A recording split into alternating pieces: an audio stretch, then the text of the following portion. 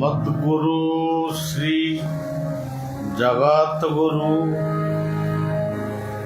मदात्मा सर्वभूतात्मा तस्मै श्री गुरवे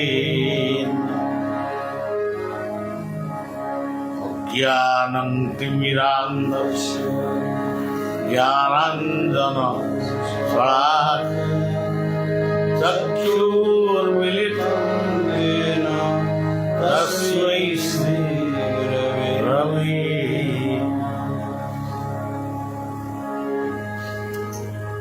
আজি ধর্ম বিভিন্ন রূপরে বিভিন্ন নামরে মানে নামাঙ্কিত হয়েছে। প্রকৃতরে ধর্ম যেতে রূপ বহন কলে ବି ମଣିଷର କିଛି ପରିବର୍ତ୍ତନ ହୁଏ ନା। ଯେମିତି ଆମର ଘର ସଂସାରରେ ହାତେ ଚାଖଣ୍ଡେ ଭୂମି ପାଇଁ ଘରର ଭାଇ ଭଉଣୀଙ୍କ ଭିତରେ ଗୋଟେ କଳି କଜିଆ ଅଶାନ୍ତି ସୃଷ୍ଟି, ଠିକ୍ ସେଇଭଳି ବିଭିନ୍ନ ଭାବର ବା ପନ୍ଥର ସନ୍ଥମାନେ ଯଦି ଧର୍ମର ଦାୟିତ୍ୱ ବହନ କରନ୍ତି, ସେମାନେ ମଧ୍ୟ କିଛି କମ୍ କଜିଆ କରିବେ। ମଞ୍ଚ ଉପରେ ଯେତେବେଳେ ବସନ୍ତି ସେମାନଙ୍କର କଥା ଅଲଗା, ଯେହେତୁ ତାଙ୍କର ସାଧନା ନାହିଁ କିମ୍ବା ଅନୁଭବ ନାହିଁ କିମ୍ବା ସେ କଥାକୁ ସେ କିଛି ଭାବି ନାହାନ୍ତି, ତେଣୁ ତାଙ୍କ ଭିତରେ ସେଇ ଭାଇ ଭଗାରୀ ଭାବନାଟା ରହେ। ତା ନ ହୋଇଥିଲେ ଆଜି ପୃଥିବୀରେ ଧର୍ମକୁ ଆକ୍ଷେପ କରି ରକ୍ତ ମଧ୍ୟ ସେ ବୁହାଇ ଦେଉଛି। ଧର୍ମ ସେଇଆ ନୁହେଁ। ଆମେ ଧର୍ମର ନାଁ ସବୁ କହୁଛୁ, କେଉଁ ନାମଟି ଧର୍ମର ପ୍ରକୃତ ନାମ ସେ କଥା ମଧ୍ୟ ଆମେ ପ୍ରତିପାଦିତ କରି ପ୍ରମାଣ କରିପାରିବୁ।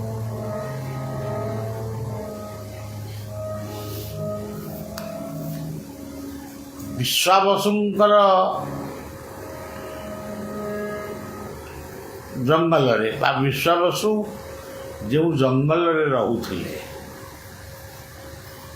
ସିଏ ଶବର ଧର୍ମ ରକ୍ଷା କରି ସିଏ ଗୋଟେ ମୂର୍ତ୍ତି ପୂଜା କରୁଥିଲେ। ବିଦ୍ୟାପତି ବ୍ରାହ୍ମଣ ସିଏ ଜଙ୍ଗଲ ବିନୋଦରେ ଯାଇଥିଲେ, ଜଙ୍ଗଲ ବୁଲିବା ପାଇଁ। ରାତି ହେଇଯାଇଛି, ବିଦ୍ୟାପତି କୋଉଠି ରହିବେ? ସେ ବ୍ରାହ୍ମଣ ଅନ୍ୟ ଘରମାନଙ୍କରେ ଖାଦ୍ୟପେୟ ସେ ଗ୍ରହଣ କରନ୍ତି ନାହିଁ, କିନ୍ତୁ ବିଦ୍ୟାପତି ଥିଲେ ଜଣେ ବିପ୍ଳବୀ। ତାଙ୍କର ଏସବୁ କଥା ପ୍ରତି ଭାବନା ନଥିଲା। ସେ ବିଶ୍ୱାବସୁଙ୍କ ଗୃହରେ ଅତିଥି। ଅତିଥି ହେବା ପରେ ବିଶ୍ୱାବସୁଙ୍କର ଏକମାତ୍ର ଝିଅ ଯାହା ତାକୁ ଆସେ ସେଇଭଳି ରାନ୍ଧିକିରି ସେ ପରିବେଷଣ କଲେ ଏବଂ ବିଦ୍ୟାପତି ଖାଇଲେ। ଦିନେ ନ ରହି କିଛି ଦିନ ରହିଲେ। ରହିବା ଭିତରେ ବିଦ୍ୟାପତିଙ୍କର ବିଶ୍ୱାବସୁ ଶବରଙ୍କ ଝିଅ ଭିତରେ ସମ୍ପର୍କ ସୃଷ୍ଟି ହେଲା ଏବଂ ବିଶ୍ୱାବସୁ ଦେଖିଲେ ଯେ ବିଦ୍ୟାପତିଙ୍କ ଭଳି ଜଣେ ଭଲ ବ୍ରାହ୍ମଣଙ୍କୁ ଯଦି ମୋ ଝିଅକୁ ବିବାହ ଦେବି ଅସୁବିଧା କିଛି ନାହିଁ, କିନ୍ତୁ ଏମାନଙ୍କର ସ୍ୱଭାବ ହେଉଛି ଇଏ ବିବାହ ହେବା ପାଇଁ ହଁ କହି ପୁଣି ପରେ ବି ନା କହିଦେଇପାରନ୍ତି। ତେଣୁ ସେ ବିଦ୍ୟାପତିଙ୍କୁ କହିଲେ ଯେ ଆପଣ ଯଦି ମୋର ଝିଅକୁ ବିବାହ ହେବେ ପ୍ରକୃତରେ ବିବାହ ହେବେ ନା ଏଇଠୁ କଥା କହି ତ ନିଜ ରାଜ୍ୟକୁ ଫେରିଯିବେ ତାପରେ ଭୁଲିଯିବେ। ବିଦ୍ୟାପତି କହିଲେ ନା ନା, ମୁଁ ଘରକୁ ଯିବି, ଘରେ ଆତ୍ମୀୟ ସ୍ୱଜନଙ୍କ ସହିତ ମିଶିବି ଏବଂ ବିବାହର ପ୍ରସ୍ତାବ ଦେବି।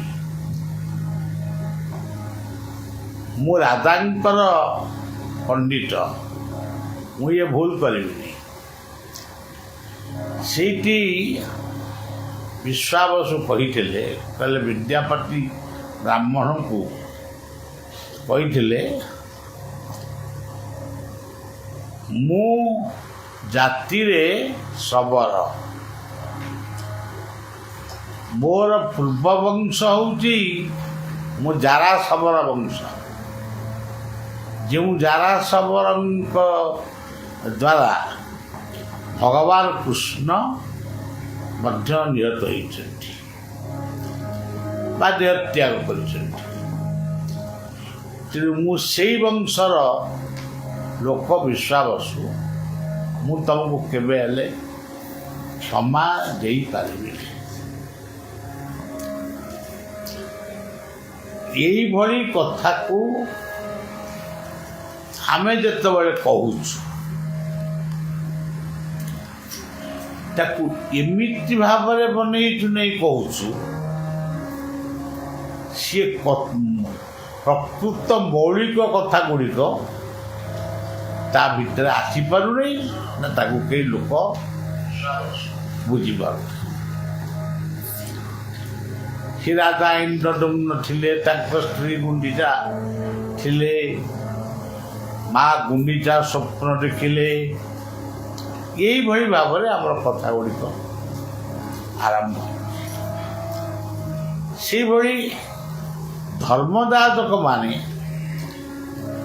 ଯେତେବେଳେ ଧର୍ମର କଥା କହୁଛନ୍ତି, ସିଏ ଯେ କେବଳ ଭାଗବତର ସୁଦାମାଙ୍କ ଚରିତ୍ର, ବିଦୁରଙ୍କ ଚରିତ୍ର ଏଇଆକୁ କହିଲେ ସେ ଭାଗବତ କହିବେ। ଯଦି ଗୋଟିଏ ଛୋଟିଆ ଗପ କହିବେ, ସେଇ ଗପକୁ ଆଧାର କରି ମଣିଷ ସମାଜ ପାଇଁ କ'ଣ ବାର୍ତ୍ତା ସେ ଯଦି କହିପାରିବେ, ଲୋକଙ୍କୁ ବୁଝେଇ ପାରିବେ, ତାହେଲେ ସମାଜରେ ପରିବର୍ତ୍ତନ ହେଇଯିବ।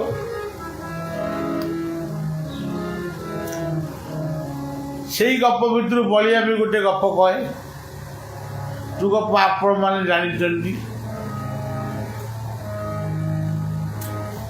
ଟୁଆଁ ଟୁଇର ଗପ ଗୋଟିଏ ଆମ ଓଡ଼ିଶାରେ ପ୍ରଚଳନ। ଟୁଆଁ ଆଉ ଟୁଇଁ ଇଏ ଦୁଇଟି ଭାଇ ଭଉଣୀ ଜଙ୍ଗଲ ଭିତରେ ଥିଲେ। ସେଇ କଥାକୁ ନେଇ ଯଦି ଆମେ କହିବା, ଟୁଆଁ ଟୁଇଁ କହିଲେ ଜୀବ ଆଉ ପରମ, ଜ୍ଞାନ ଆଉ କର୍ମ, ଭାବ ଆଉ ଭକ୍ତି, ସେବା ଆଉ ନମ୍ରତା, ଏଇ ଦୁଇ ଭାଇ ଭଉଣୀକୁ ନେଇ ଆମେ ସମସ୍ତେ ସଂସାର ରୂପକ ଜଙ୍ଗଲରେ ରହିଛୁ। ଟୁଆଁ ଟୁଇଁଙ୍କର ଚକୁଳି ପିଠା ଖାଇବା ପାଇଁ ଇଚ୍ଛା ହେଲା। ଚକୁଳିଟି ହେଉଛି ଗୁରୁ, ସଦ୍ଗୁରୁଙ୍କର ରୂପ। ଅଖଣ୍ଡ ମଣ୍ଡଳାକାରମ୍ ବ୍ୟାପ୍ତଂ ଯେନ ଚରାଚରମ୍ ତତ୍ପଦଂ ଦର୍ଶିତଂ ଯେନ ତସ୍ମୈ ଶ୍ରୀ ଗୁରବେ। ଚକୁଳି ପିଠାକୁ ପାଥେୟ କରି ଗପଟି ଆରମ୍ଭ ହେଲା। ବାଘ ମାମୁଁ ପର୍ଯ୍ୟନ୍ତ ସେ କଥାଟା ଚାଲିଲା। ଜୀବନ ଭିତରେ ଗୋଟେ ବାଘ ମାମୁଁ ଅଛି। ମାୟା ଆଉ ମୁଙ୍କାର ରୂପକ, ମାୟା ମୁଙ୍କାର ଆଉ ଈର୍ଷା, ଇଏ ତିନୋଟି ଯାକ ମିଶେଇ ଦେଲେ ସିଏ ହୁଅନ୍ତି ବାଘ ମାମୁଁ। ତେଣୁ ବାଘ ମାମୁଁ ପର୍ଯ୍ୟନ୍ତ ଏ କଥା ଗଲା। ଶେଷରେ ବାଘ ମାମୁଁଟି ଟୁଆଁ ଟୁଇଁଙ୍କ ପାଖକୁ ଆସିଥିଲେ। ଟୁଆଁ ଟୁଇଁ ସେତେବେଳେ ପିଠା ଖାଇବା ସାରି ଦେଇଥିଲେ। କିଛି ଗୋଡ଼ି ଫୋଡ଼ି ମିଶେଇ ଗୋଟାଏ ଚକୁଳି କରି ଥୋଇ ଦେଇଥିଲେ। ତାଙ୍କୁ ଯେମିତି ଖାଇଲେ ତାର ହାତ ଭାଙ୍ଗିଗଲା। ତାର ଅର୍ଥଟି କ'ଣ? ଯେତେବେଳେ ମଣିଷ ଭିତରେ ଜ୍ଞାନର ଉଦୟ ହୁଏ, ଟୁଆଁ ଟୁଇଁ ଭଳି ଜୀବ ପରମ ତତ୍ତ୍ୱକୁ ଯେତେବେଳେ ମଣିଷ ଅନୁସନ୍ଧାନ କରେ, ସେତେବେଳେ ଈର୍ଷା, ମାୟା, ମୁଙ୍କାର ନିଶ୍ଚିତ ଭାବରେ ତାଠାରୁ ପଳେଇ। ତେଣୁ ପ୍ରତ୍ୟେକ କଥା ହେଉଛି ଆଧ୍ୟାତ୍ମିକ କଥା, ଭାଗବତ କଥା। ସେଇ ଭାଗବତ କଥା ହେଉଛି ଗୀତାର ପ୍ରତିଟି ଶ୍ଲୋକ ବେଦ ବେଦାନ୍ତର ଆଦେଶ। ତେଣୁ ଆଜି ସମାଜ ଯେଉଁଭଳି ଭାବରେ ଗତି କରୁଛି, ତା ପାଇଁ ଦରକାର କେବଳ ବାର୍ତ୍ତା, ଗପ ନୁହେଁ, ବାର୍ତ୍ତା। ଧର ବର୍ତ୍ତମାନ ଗୋଟେ ସମାଜରେ ଅଭାବ ପଡ଼ିଛି ଗଛ। ଗଛ ବଞ୍ଚାଇବା ପାଇଁ ଅନେକ ବିପ୍ଳବ ଚାଲିଛି। ମୋତେ ଯଦି କିଏ ପଚାରେ ଗଛଟି କ'ଣ, ଗଛର ତତ୍ତ୍ୱଟି କ'ଣ, ଗଛର ବିଜ୍ଞାନ ଆପଣମାନେ କହିବେ ସେ ଅମ୍ଳଜାନ ଦିଏ। କିନ୍ତୁ ଜଣେ ଆଧ୍ୟାତ୍ମିକବାଦୀ ସିଏ କହେ ବାଟୋଇମାନେ ରାସ୍ତାରେ ଗଲାବେଳେ, ମାନେ ବାଟରେ ଗତି କଲାବେଳେ, ବାଟରେ ଯାଉଥିବା ବେଳେ ଯଦି ଗଟା ଗତି ଶବ୍ଦରେ ଆସିବ, ଯଦି ଥକା ମାରନ୍ତି, ତାହେଲେ ଯେଉଁ ଛାୟା ତଳେ ସେ ରହନ୍ତି ସିଏ ହେଉଛି ଗଛ।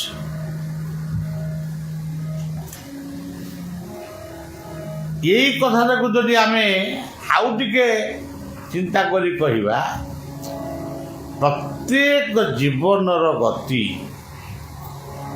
ଯଦି ଅନନ୍ତଙ୍କ ଛାୟା ତଳେ ବିଶ୍ରାମ ନିଏ, ସେଇ ଜୀବନ ପ୍ରକୃତରେ ଗଛର ଫଳକୁ ପ୍ରାପ୍ତ। ସେଇ କଥାକୁ ନେଇ ଯଦି ଆମେ ଲୋକଙ୍କୁ କହିବା ଯେ ବର୍ତ୍ତମାନ ଗଛ ପ୍ରଚଣ୍ଡ ଭାବରେ ଅଭାବ, ତାଳ ଗଛ ଅଭାବରେ ଅନେକ ଲୋକ ବଜ୍ରପାତରେ ମରୁଛନ୍ତି। ରାସ୍ତାଘାଟରେ ଯେତିକି ଗଛ କଟା ହେଉଛି ସେତିକି ଗଛ ଲଗା ହେଉନି। ତେଣୁ ଯାହା ବି ହଉ ଖାଲି ଆମେ ହରେ କୃଷ୍ଣ କି ଜୟ ଗୁରୁ କି ରାମ ରାମ ଶ୍ୟାମ ଶ୍ୟାମ ଏମିତି ଗୋଟେ କହିଲେ ସମାଜ ପରିବର୍ତ୍ତନ ହେବ, ତାହା ମୋ ମନ ଭିତରକୁ ସେଟା ଆସୁ।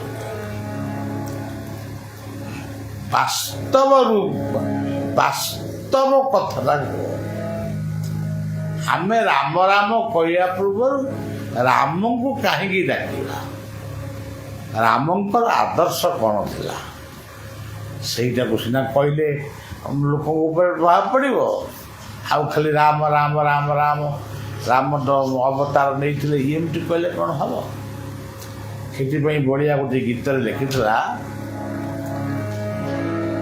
ରାମ ରାମ ରା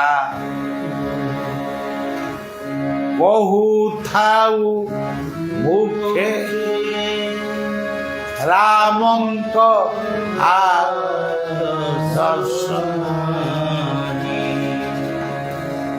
ରାମ ରାମ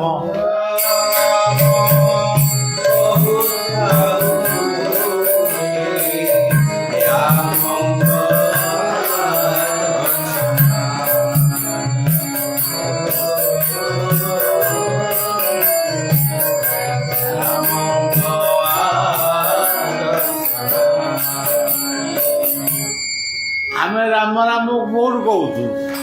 ରାମଙ୍କର ଆଦର୍ଶ କିଛି ଆମ ପାଖରେ ନାହିଁ। ତୁ ରାମ କହିକି ରାମଟା କ'ଣ ଅଛି?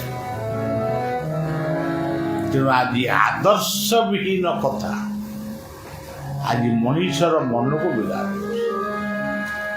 ଆଜିର ଏଇ ପବିତ୍ର ସନ୍ଧ୍ୟା ଆଉ 2ଟି ଦିନ ପରେ ଠାକୁରଙ୍କର ବ୍ରହ୍ମ ସେବା ଶେଷ ହେବେ। ଠାକୁରଙ୍କର ପହୁଡ଼ ଖୋଲା ହେବେ ଏବଂ 21 ତାରିଖ ଦିନ ସନ୍ଧ୍ୟାରେ ଗୋଟିଏ ସନ୍ଥ ଗୋଟେ ସନ୍ଥ ସମ୍ମିଳନ ହେବ। ଆଉ ସକାଳେ ପ୍ରସାଦ ବିତରଣ ହେବ। ଏଇଭଳି କାର୍ଯ୍ୟକ୍ରମ ଯେଉଁମାନେ ଚାହିଁବେ ଆସିପାରିବେ। କିନ୍ତୁ ନିବେଦନ ହେଉଛି ବର୍ଷା ମାସ ଆସୁଛି, ଏବେଠାରୁ ଶପଥ ନିଅନ୍ତୁ ନିଜ ନିଜ ବାସସ୍ଥାନରେ ବାଡ଼ି ବଗିଚାରେ କି କେଉଁଠି କେମିତି ଅନ୍ତତଃ ସର୍ବନିମ୍ନ 5ଟି ଗଛ ଲଗାନ୍ତୁ। ଆଉ କଥାଟି ଏଇଠି ରଖିବା।